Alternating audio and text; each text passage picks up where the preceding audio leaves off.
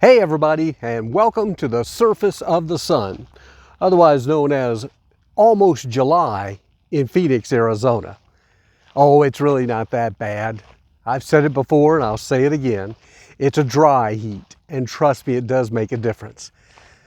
It's about 105 degrees out here today, and I just was, working from home like I always do, and I thought, doggone it, I've got to get outside. I don't care what the temperature is. The walls were closing in again. And the reason I'm coming to you is a couple of different things I want to talk about. First of all, the other day I was a little down with that message that I gave from the golf course about loneliness. And it was just one of those days. It was just really, really hard. But I got through it, and I found that playing a little golf helped a little bit, but it was still kind of dragging me down. And then Monday rolled around, and I thought, oh brother, another week to face. Just sometimes it feels like we're just counting the days to go by. And I know we talk about staying active and involved and engaged, and lots of people will comment how that helps. And yeah, it does. I mean, sometimes I do think, my gosh, what if I did just sit in the house all day long and stare at the television or stare outside? Well, that would be just existing. And I've known people like that, and it's not a healthy way to live.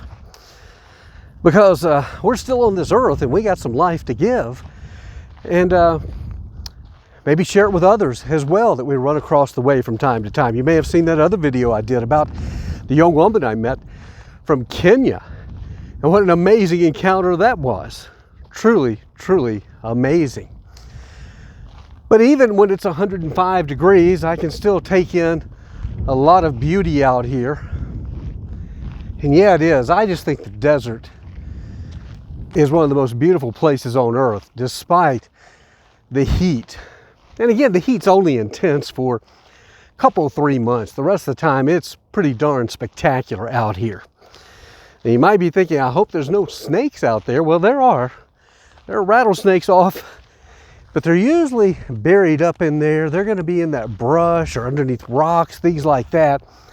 Out here on the open trail, which is where you want to stay, nice wide open trails. If you look behind me there, you can see this is a really wide open trail. So I've got good sight lines here. So if there were a snake, I'm going to see it well in advance. And again, rattlesnakes don't come after you. That's a misnomer. You saw that in the cowboy movies and things like that. If you leave them alone, they'll leave you alone. And for the most part, they don't want to be bothered. Don't know if you knew this. Did you know that they're basically blind? They react to heat is how they do. And then another interesting fact that I looked up about rattlesnake bites is, believe it or not, they're rarely fatal. You just don't need to freak out. You do need to get the medical attention. But generally, from what I've heard, you just get really, really sick and feel lousy, and at the point of where you were bitten is really, really sore. I hope I never have to deal with that, okay? But again, that's just some of the things that I've read up on while my time here in Arizona continues. And the time here in Arizona, it's been good. Hard to believe I've been here right at a year now after leaving Oregon after I lost Pam, and then going to Nashville and staying there for about a year and a half, and now here I am. And it's been okay. And I think, we've said before, somewhere between terrible and outstanding is okay. And there are days that I will accept that. Doesn't mean I don't still miss Pam and think about her nonstop. In fact, I'd love to hear some of you comment about how often you think about the one that you lost. I mean, for me, gosh, it seems like sometimes it's every minute of every day, but probably if I broke it down, it's going to be more than a dozen times a day, though. And of course, when you're working or involved in an activity, or like I'm doing now, making this video, I'm not sitting here just thinking about her.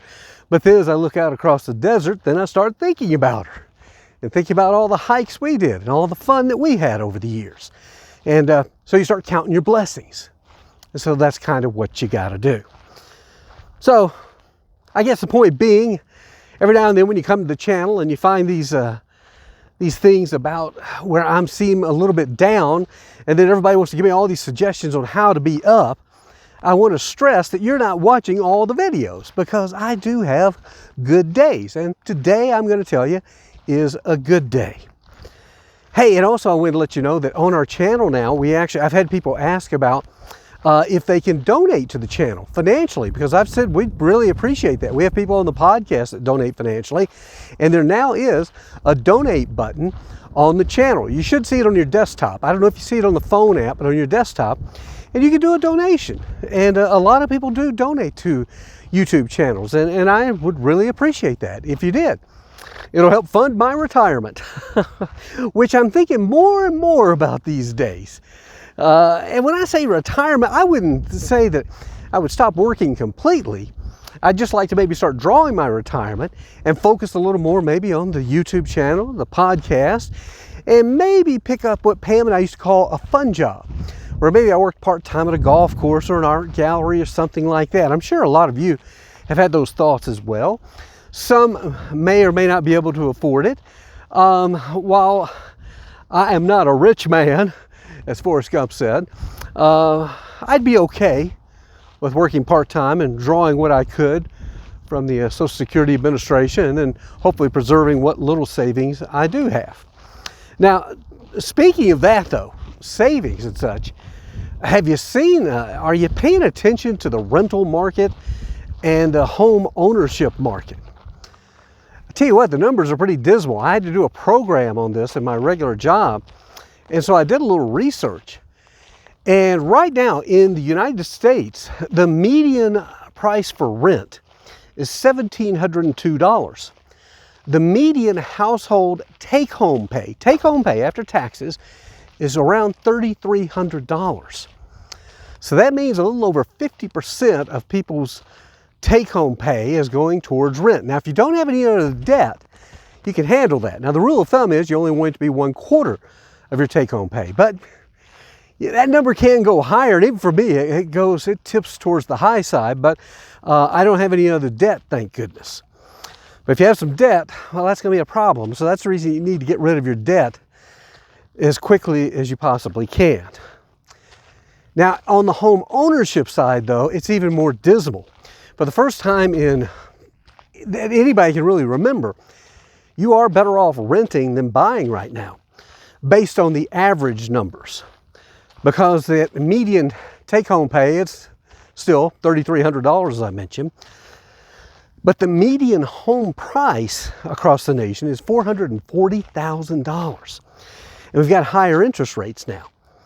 So basically the payment, even if you put 20% down on a $440,000 home, you're looking at a payment that will be right at 100%, if not over, your take-home pay.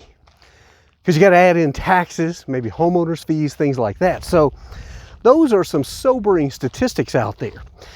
And as I talk more with homeless shelters, food pantries, things like that, they say the numbers are skyrocketing. And people needing these services, it's not your stereotypical folks that you used to see coming to the food bank or to the shelters. These are working families who are being hit hard.